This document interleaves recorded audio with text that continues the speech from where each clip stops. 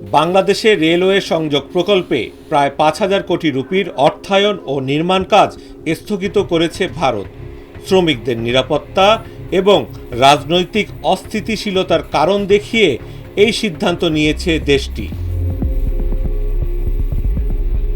২০ April এক প্রতিবেদনে ভারতীয় সংবাদ মাধ্যম দ্য হিন্দু জানিয়েছে, ভারতের এই সিদ্ধান্তে কমপক্ষে ৩টি চলমান প্রকল্প বন্ধ হয়ে গেছে।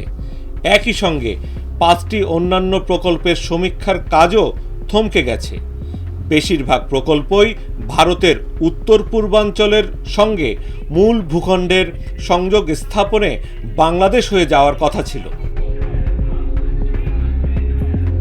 বাংলাদেশের সঙ্গে এসব প্রকল্পের বিকল্প ভাবনাও রয়েছে ভারতের। নয়াদিল্লি এখন উত্তর ভারতের রেল অবকাঠামোকে শক্তিশালী করতে চাইছে।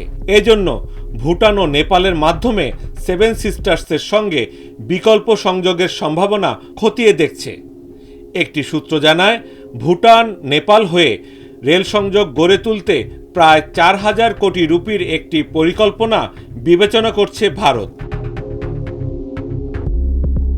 যেসব রেল প্রকল্প বন্ধ হয়ে গেছে সেগুলোর উদ্দেশ্য ছিল শিলিগুড়ি করিডোর বা চিকেন নেকের ওপর নির্ভরতা কমানো। এক ভারতীয় কর্মকর্তা নাম প্রকাশ না করার শর্তে বলেন, এখন ভারত বাংলাদেশে নির্মাণ সামগ্রী সরবরাহ করছে না।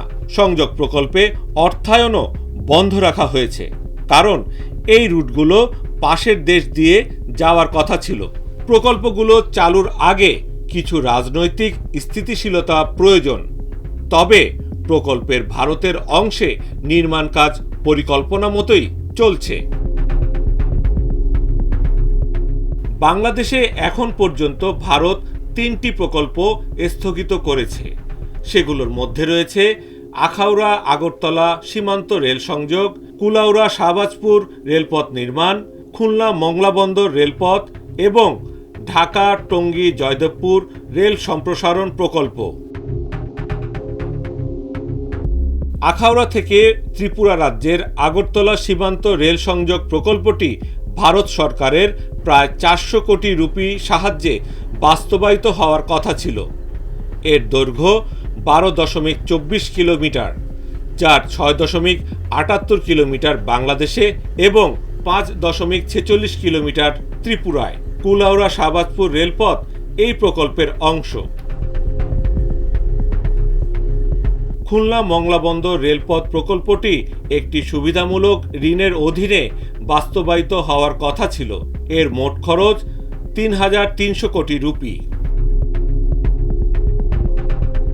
এছাড়া ঢাকা টঙ্গী জয়দেবপুর রেল সম্প্রসারণ প্রকল্পটি ২০২৭ সালের জুনে শেষ হওয়ার কথা, কিন্তু গত বছর পর্যন্ত প্রকল্পটির ৫০% সম্পন্ন হয়নি। প্রকল্পটির ১৬০০ কোটি রুপি ভারতীয় সহায়তায় বাস্তবায়িত হওয়ার কথা ছিল।